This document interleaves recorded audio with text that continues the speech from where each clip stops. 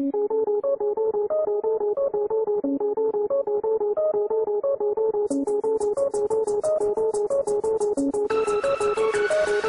this desert, in darkness, lying with a gun across his chest, pretending he's heartless. As the fire flashes in the sky, he was fragile and frozen when the bullet took away his friend. And now he's somehow